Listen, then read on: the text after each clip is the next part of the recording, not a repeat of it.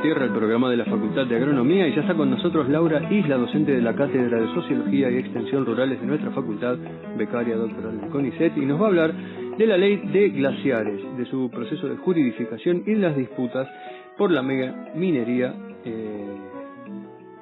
básicamente. Bienvenida, Laura. Hola, ¿qué tal? ¿Cómo estás? ¿Todo bien? ¿Ustedes? Gracias por estar acá. No, gracias por la invitación. O sea que no, me trabé porque estaba pensando en la primera pregunta, como que se me cruzó la primera pregunta, que tiene que ver con que uno en la facultad, sobre todo, bueno, yo vengo de la carrera de agronomía, la ley de glaciares, los glaciares en general es un tema que no se ve nunca, y entonces me gustó, estudié sobre el tema, con el trabajo que nos mandaste para leer, y un poco con las noticias también, pero me gustaría si podrías ponernos en un marco general de la problemática y de cómo se llega hasta esta ley para nosotros y para la audiencia. Dale.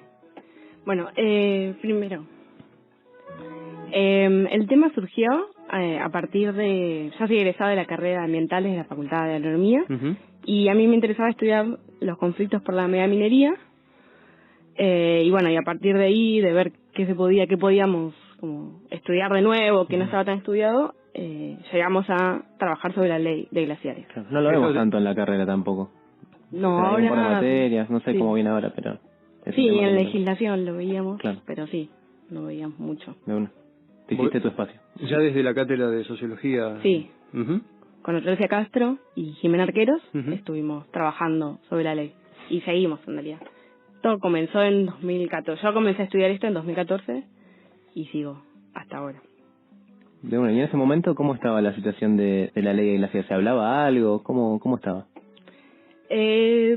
Así, no tanto. O sea, tuvo su mayor apogeo de discusión entre el 2008 y el 2010. Okay. Y ahora se volvió a retomar. Porque, para contar un poco, la ley tuvo dos sanciones. Una primera sanción en el año 2008, después tuvo un veto presidencial y en 2010 se volvió a sancionar. Durante ese lapso, entre el 2008 y 2010, en el Congreso de la Nación se discutieron dos proyectos de ley, uno que estaba liderado por Daniel Filmus y otro por Miguel Bonazo, en el que ambos proyectos eran proyectos de protección y conservación de los glaciares y el ambiente periglaciar, pero tenían algunas disidencias. Por ejemplo, algunos pretendían conservar todo el ambiente periglaciar y otros proyectos proponían conservar solo los glaciares de escombro dentro del ambiente periglaciar. Claro. Y esa es una primera diferenciación que me parece que hay que hacer. ¿Qué es esto de los glaciares de escombros y de la zona periglaciar? Porque parece ser algo importante que ya de hecho está separando dos proyectos distintos. Sí. A ver, ¿cómo lo explico fácilmente? Fácil. Sí, el ambiente periglaciar es una zona que tiene suelos congelados permanentemente. Esto quiere decir que mínimo tienen que estar dos años congelados y generalmente se da a grandes alturas. Lo determinan como a partir del límite en el que no hay bosque. Y los glaciares de escombros son unas geoformas dentro del ambiente periglaciar que son las que tienen mayor contenido de hielo. Es una mezcla de detrito con hielo. Entonces las discusiones iban hacia lo que teníamos que conservar era las reservas hídricas, tanto de los glaciares como del ambiente periglaciar. Ahí estaba la cuestión de si se iban a proteger e inventariar los glaciares de escombro, que era donde estaban la mayor cantidad de reservas hídricas, claro, dentro del ambiente periglaciar, o si convenía proteger e inventariar todo el ambiente periglaciar. Claro, la zona periglaciar tendría que ser mucho más extensa que los glaciares de escombro. Los glaciares de escombro, claro. ¿Y por qué están en peligro? ¿Qué actividad hay ahí que los puede poner en peligro? Bueno, hoy en día, obviamente el cambio climático está afectando a los glaciares, pero en todas las actividades antrópicas que están afectando a nuestros glaciares y ambiente periglaciares, principalmente hoy es la actividad megaminera. Okay. Más que nada en la zona cordillerana, desde Mendoza hacia Jujuy, ahí están las mayores cantidades de emprendimientos mineros que estarían afectando a los glaciares y al ambiente periglaciar. Okay. Y ahora, en todas las discusiones que se generan alrededor de estos proyectos y de la ley en sí, hay una cantidad de actores que tienen sus posiciones y sus discursos, y ahí me gustaría saber ¿Qué nos puedes contar acerca de eso?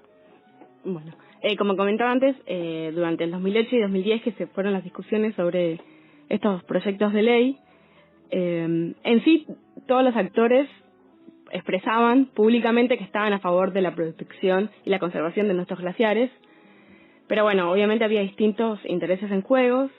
Como comenté, el veto en su momento se llamó el veto Barricol, porque se sostuvo que que la ley podría afectar el desarrollo de algunos proyectos y podría comprometer a lo mejor algunas actividades mineras que querían instalarse sobre estas áreas.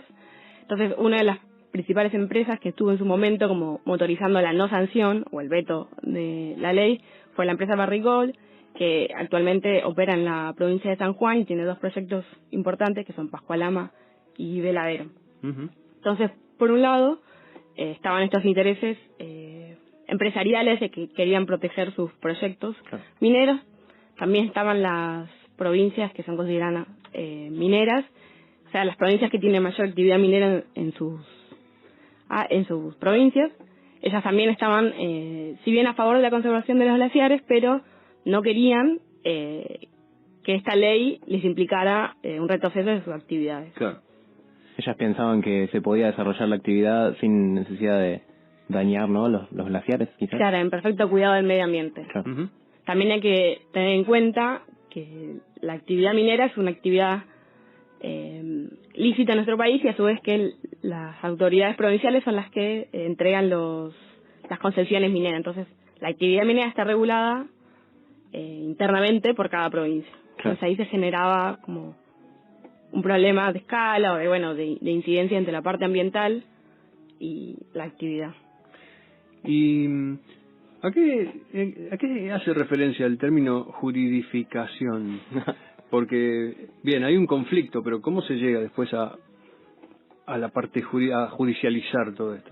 La idea de juridificación es un concepto que en realidad lo que tiende es a afirmar que últimamente, en los últimos años, 15, 20 años, los conflictos ambientales han ido escalando a lo que es la esfera judicial y legal. Entonces, en las cuestiones ambientales empiezan a intervenir cuestiones más de índole legal, tanto que hay conflictos que se judicializan o se apela a determinadas leyes para lograr una efectivización de esos derechos.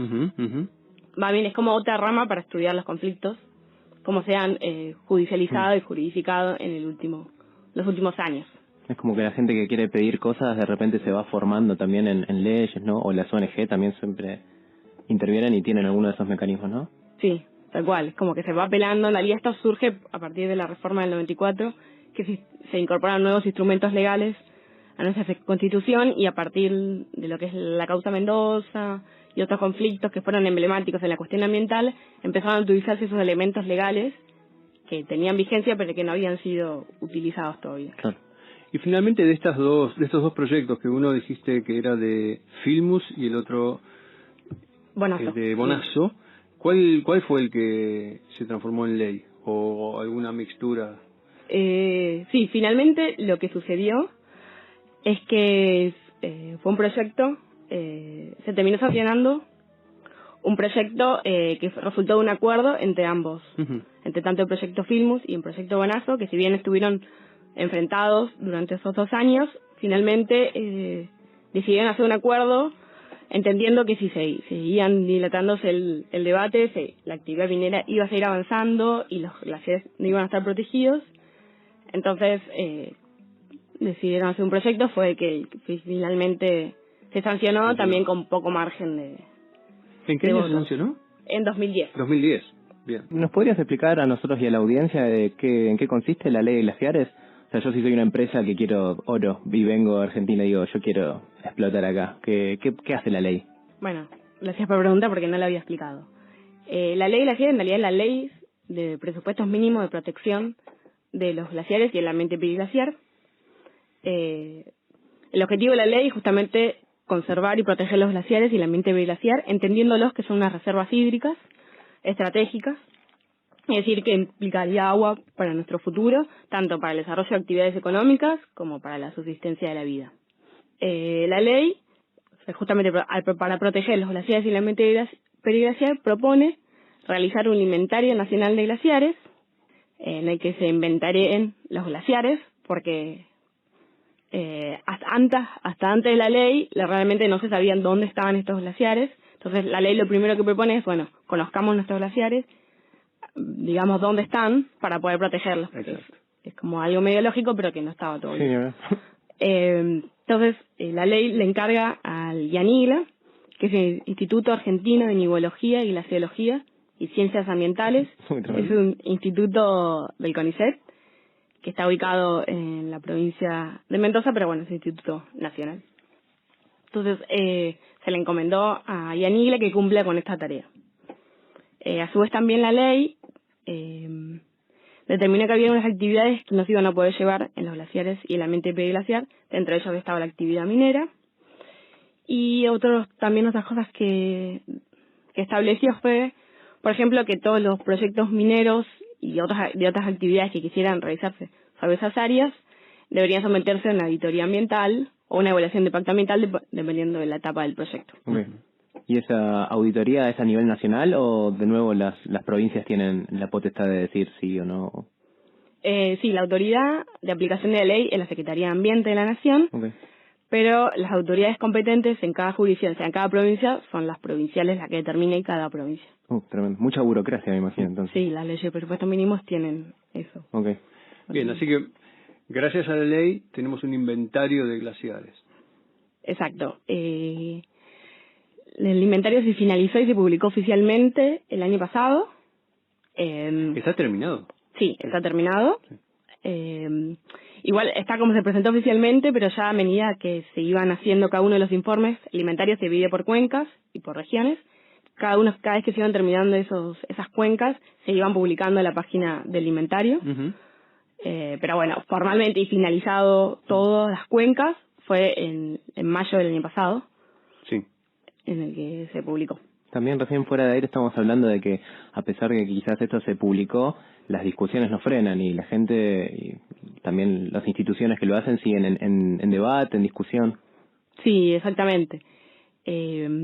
Como decía antes, la ley tuvo como su momento de debate álgido entre 2008 y 2010 y después volvió a entrar en la escena pública a partir del 2015-2016, cuando se ocurrieron los derrames en la mina Veladera en la provincia de San Juan.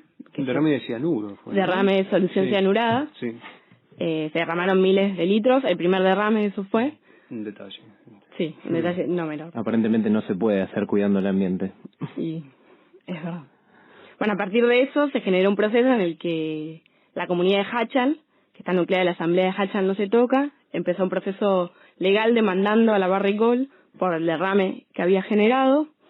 Eso después de un proceso judicial entre división de competencias entre lo que era la provincia y la justicia nacional, terminó derivando en una causa por incumplimiento de los plazos y los considerandos de la ley de glaciares, y eso se inició más o menos en 2015-2016 y en 2017 se procesó.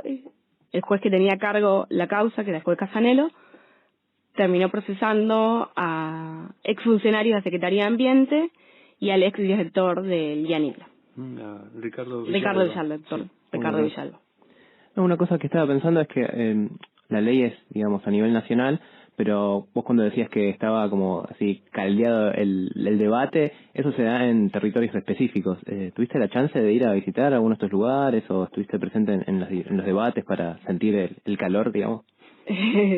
Sí, justamente en abril estuvimos con el equipo de investigación, viajamos primero a San Juan y también estuvimos en Mendoza.